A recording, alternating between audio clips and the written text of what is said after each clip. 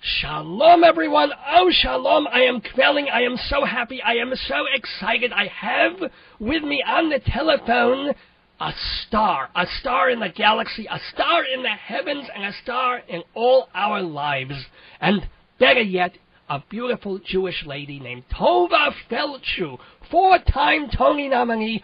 Oh, this is so great. And she's appearing before our eyes, live and on stage at Feinstein's at Lowe's Regency for this week. She was there last week. She's there another week. You have to go see her. And now you have to listen to her because she's on the phone with me. Hello, Shalom. Hello, Dave. You're a riot. Oh, it's not Dave, it's Rabbi Sol. Oh, that's right, Rabbi Sol. I'm sorry, Rabbi Sol. Of course, Rabbi Sol. You can call me Rebbe, it's all right. Okay, Rebbe. My best friends call me Rebbe, it's fine. Okay. So Tovah, let me ask you about doing a cabaret show, of getting up there on stage with our band, with a song list. It's just you and them and the audience. Is that scarier than doing a Broadway show, or certainly more so than TV or film, or just different? Tell me. It's up close and personal, Rabbi, or Rebbe. It's very, in the sense that you see the whites of everybody's eyes and you sing to them, and you have to have a light touch. You know, you don't want to blast people out of the living room there. You want to approach your material with a light touch, and actually I'm playing an opera singer that can't find her speaking voice, so that's kind of a wild choice to do in a cabaret, but a worthy one. And certainly if you were in your wine glass and feeling drowsy, by the time Madame Violette is done with you, you'll be energized for the rest of the night. I'm excited about it. It's a very posh crowd. It's the height of New York salon society, and people who want to see their favorite performer up close and personal and greet them after the show and not have to deal with a stage door. Wow, you actually touch people. You shake hands and you hug and you talk to people. And of course you get supper. You know, it may end up to be a $75 cover for premier seating and a $40 food and beverage minimum, but you do have supper or dinner and a show for kosher? All of that. That's pretty darn good. It's 61st and Park Avenue.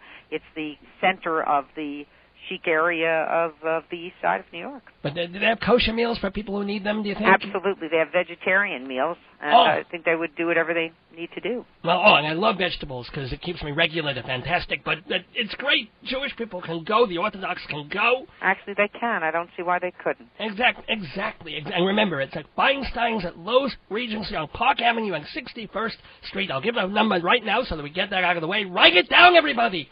212-339-4095. 212-339-4095. I would say it in Yiddish if I spoke Yiddish, but I don't. So, let me ask you, aside from the cabaret thing, one of the most recent things that you did was playing another woman of my heart, of my soul, and quite a babe, too, Golda Meir. I loved her. You were doing that in London after doing it on Broadway? Absolutely, and I have a special surprise for this final week. I only have 7 more shows left at the Regency, starting, of course, the day after tomorrow. That would be Tuesday, March 11th through Saturday, March 15th.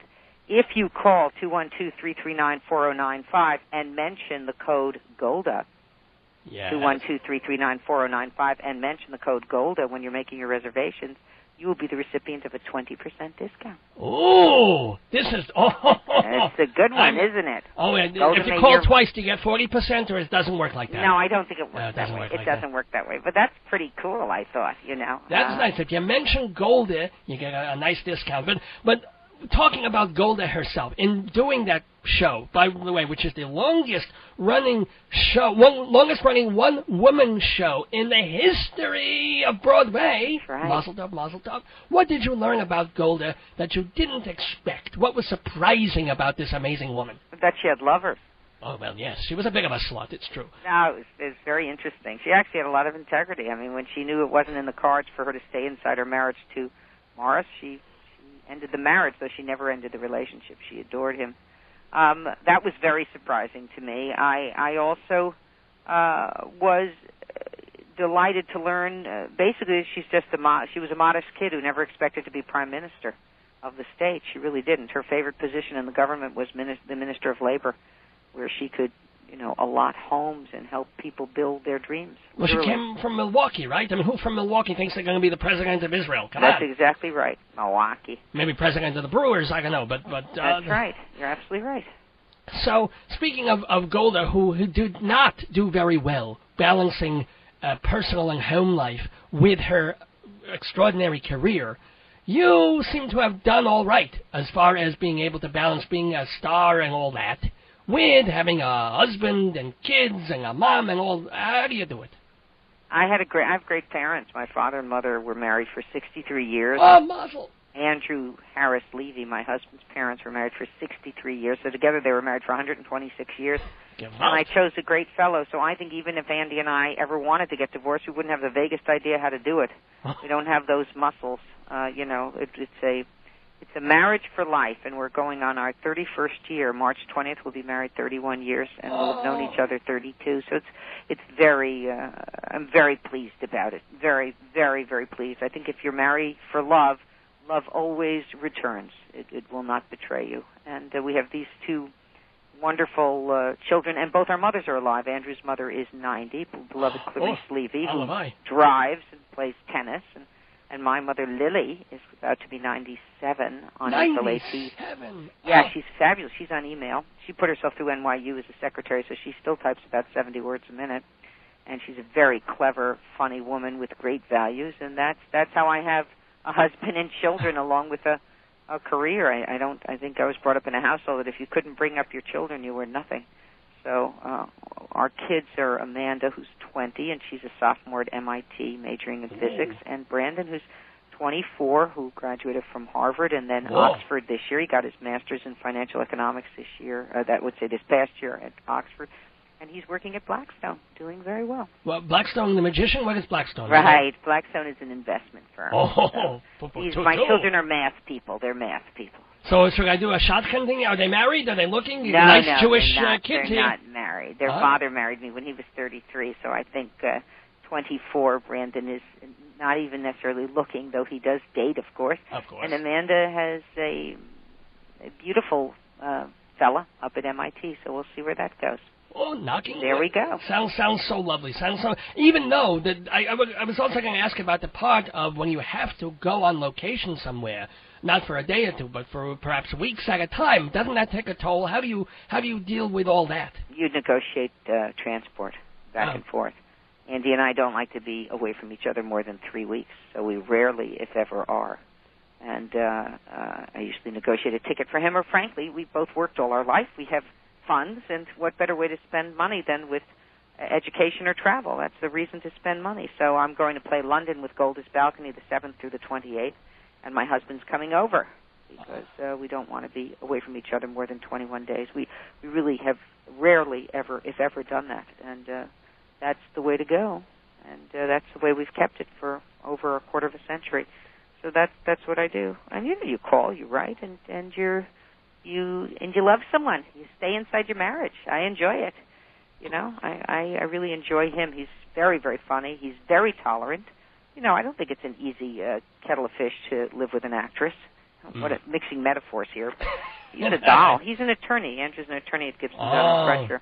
A negotiator, a person who understands real estate and the buying and selling of land and property and all that stuff. So his interests are very different than mine, but have been very useful to him and very useful to our marriage. And speaking of family, by the way, we're talking with the amazing and wonderful Tovah Feldshuh here on Dave's Gone By. I'm Rabbi Sol Solomon, having the joy of conducting this interview. We're talking about your family, and I did not know this, that your brother is a playwright, too. My brother, Dr. David Feldshuh, is an MD, PhD. He's a Dr. Dave. He heads Theater Cornell. He wrote Miss Evers' Boys, which went on television with Alfre Woodard and Larry Fishburne and won 8 Emmys. And he is an emergency room doctor. So is that why he hasn't written any other plays since Miss Evers' Boys? That was a few years ago. He should write more. He actually has written one screenplay, but I don't know what he's doing with it. He doesn't let things out of the box until he feels good and ready to do it. And he's a very fine writer. He did.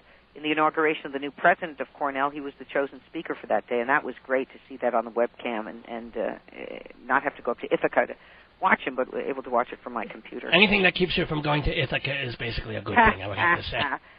He's great. I have my beautiful nephew, Noah Feldshuh, here with me. He's at the new school, so he's going to school in New York now. And well, I know a Feldshuh, too. You! Oh, there you go. Thank Excellent, you so much. excellent. Thank you. Good evening. This is Tovah Feldshuh on Dave's Gone By. I will be also at Feinstein's at the Lowe's Regency, 61st and Park, all week, March 11th through the 15th.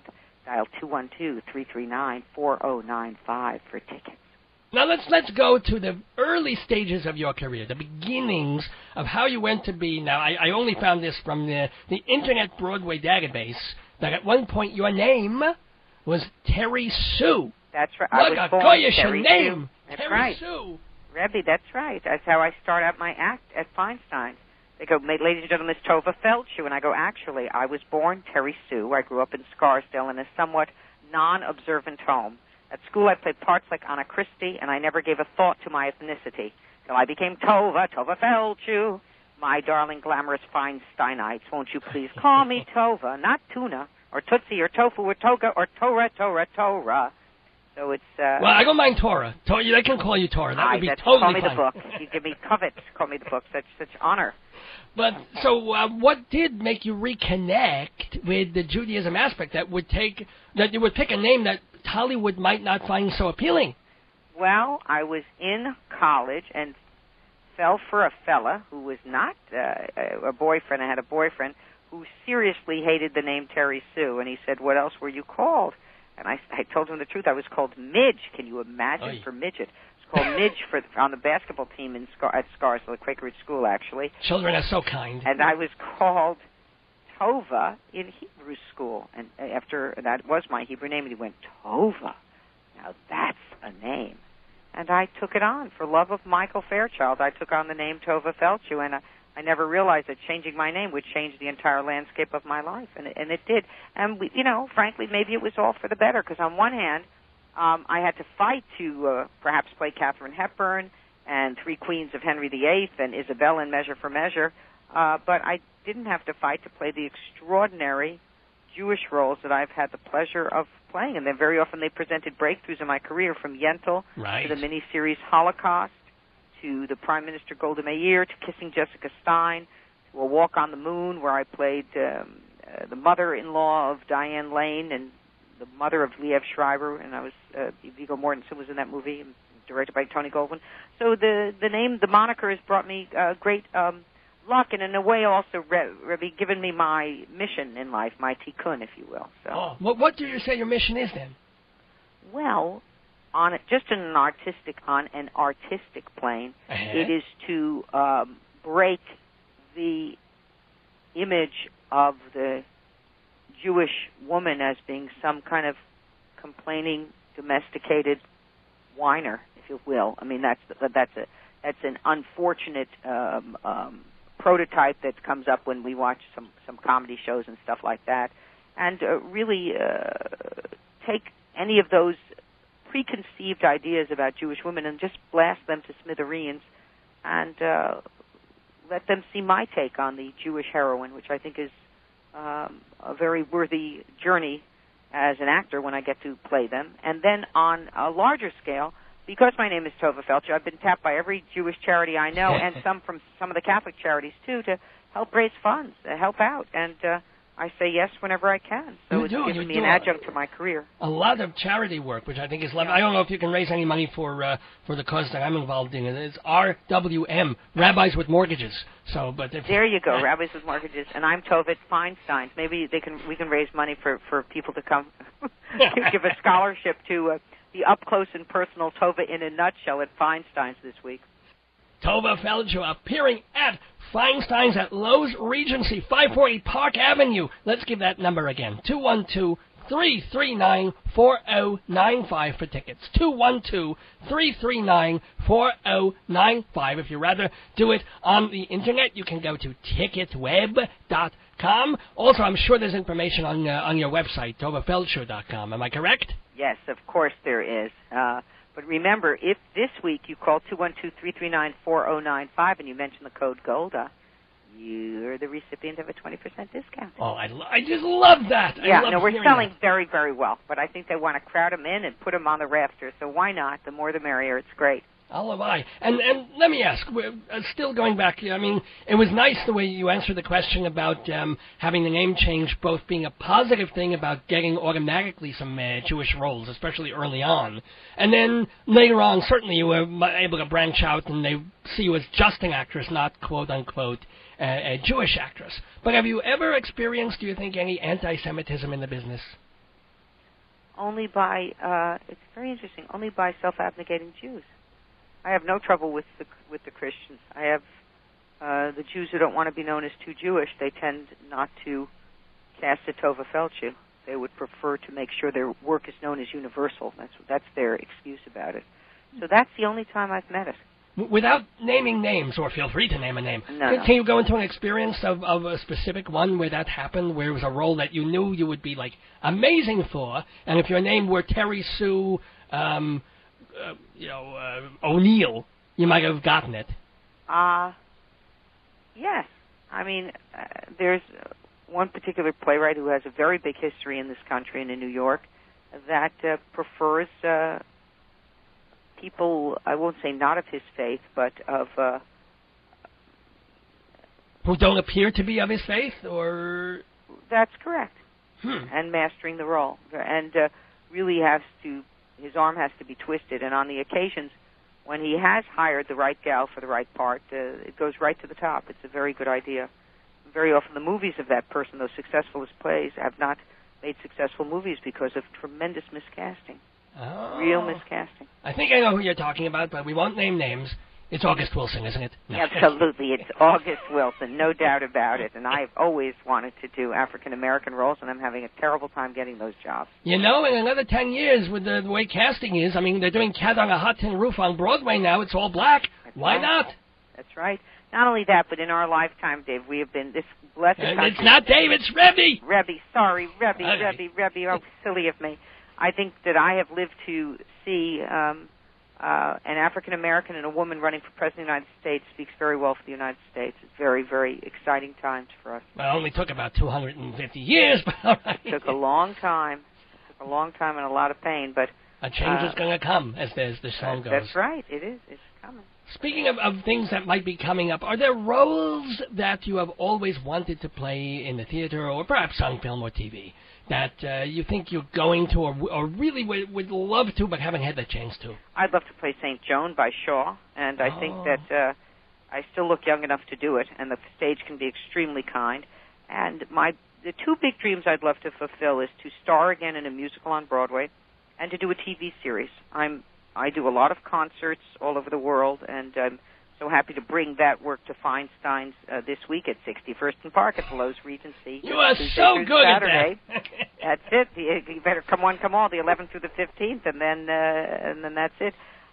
In all events, and I'm also doing a movie called 10 Stories Tall for David Garrett, who's a wonderful writer and related to Katharine Hepburn, who's a woman I just played in T at 5. So I'm very happy doing movies and singing and plays, but the two dreams I have left is to star in a musical on Broadway. Gee, I'd love to do Hello, Dolly on Broadway, or Mame, or Applause, or anything anybody wants to give me, as long as it's a good, juicy role.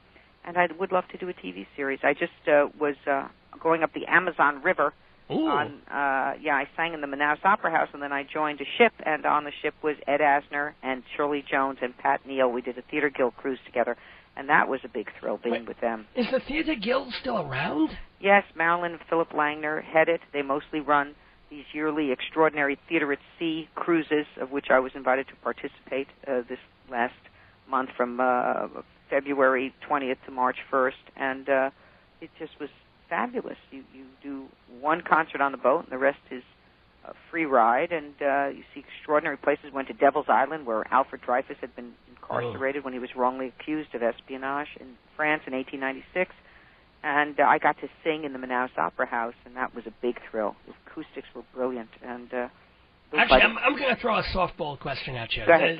This will allow you also to plug your thing. What are some of the songs that you will be singing at Feinstein's at Lowe's Regency, 540 Park Avenue, 61st Street, 212-339-4095?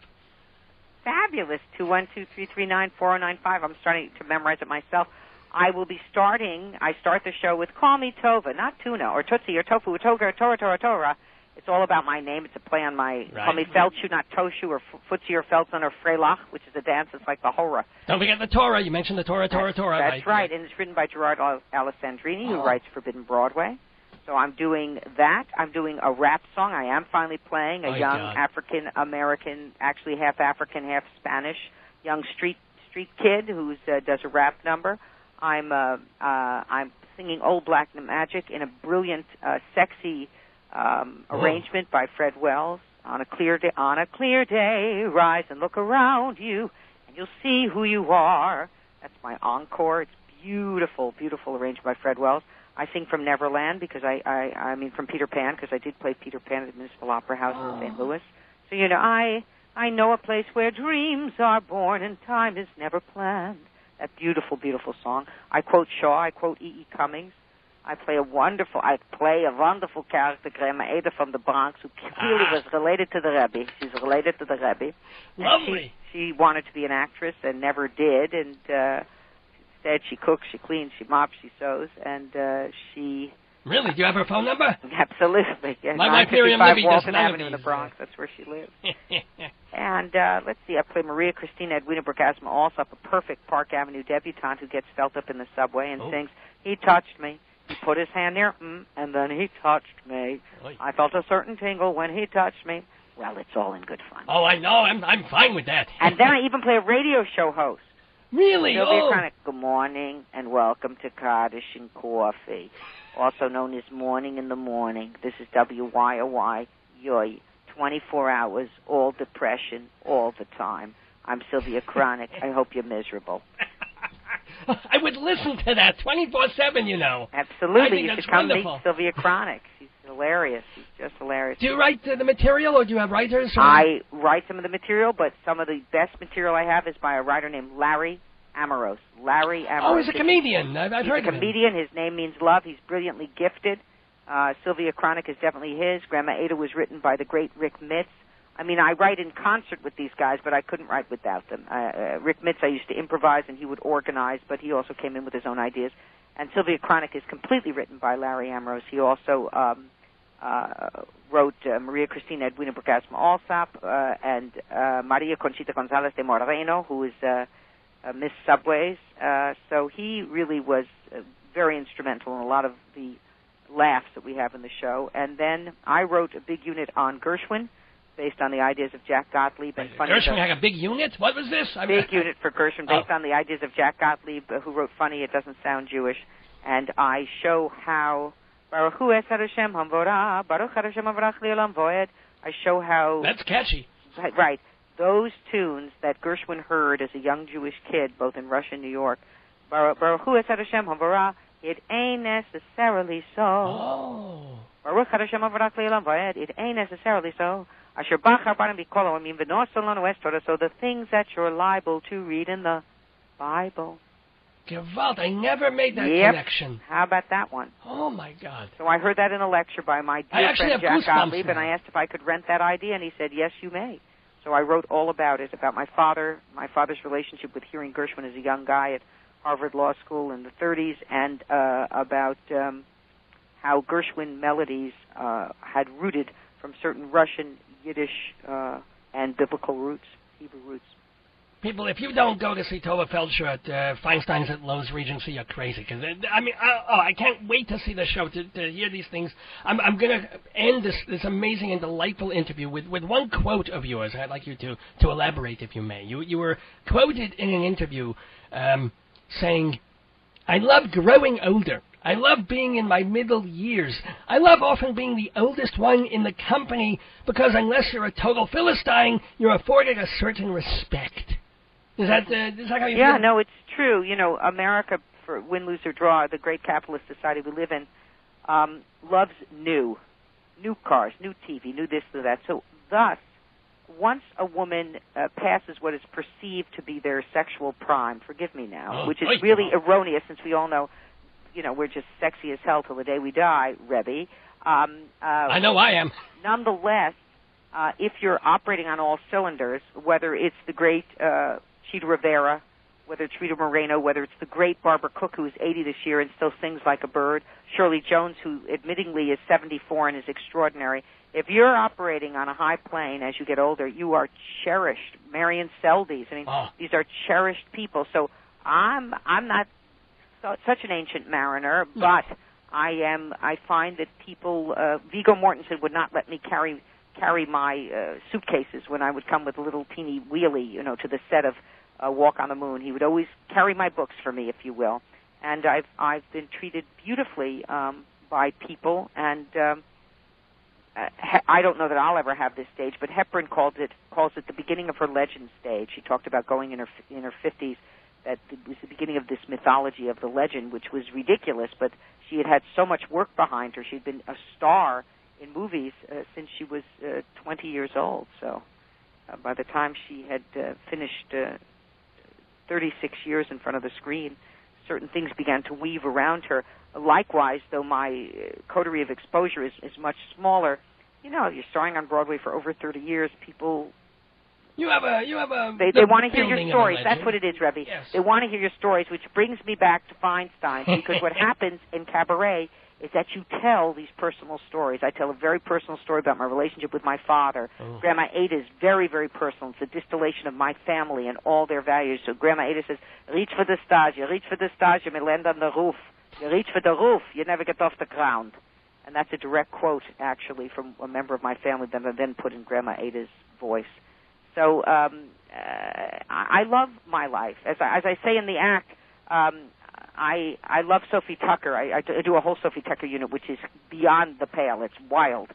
And the jokes were written in 1922, and not by Larry Ambrose, but they're really out there. Oh, I believe it, yeah. Anyway, I say I love Sophie Tucker. She's naughty, she's bawdy, she was downright sexy to the day she died. She was more than just an entertainer. She was a role model for some of us women as we roll past what is perceived to be our prime. Frankly, I love middle age, and I work all the time because I figure I'm the only person in my business at my age who can still move her face. This is what it looks like when you don't have the surgery. And then I say I'm at a point now where when the construction worker whistles, instead of getting offended, I get a phone number. And then I say a poem about love for all ages by E.E. Cummings. And I do this very famous poem, and then it goes into Old Black Magic. It sounds, as I said, it sounds really like a terrific, enjoyable show. Thank you, Rebbe. It has a lot of insight and perception, I think, into what it means to live a life of meaning, and also how these different characters can, deal with their own life and their life problems. I love Lily Tomlin, and I love Bette Midler. And I saw Lily Tomlin's work on characters, and I saw Bette Midler's work as an entertainer, and I said, gee, I can do that. I'm going to combine those gifts and do characters that sing, and sing with the warmth of Bette Midler and the precision of Lily Tomlin. And that's what I try to do. And the chutzpah of B. Arthur. Let's not forget there that. There you go, the chutzpah of B. Arthur. Always have to have a little B in there. I don't know why, but you have to have a little B in there. All right. We love B. Arthur. So everybody, and let's all say this together. Let's say it slowly. You together with me, Tovah Feldshuh. See her, Tovah in a nutshell, at Feinstein's at Lowe's Regency. 540 Park Avenue. You're not saying... At 61st Street. 61st Street.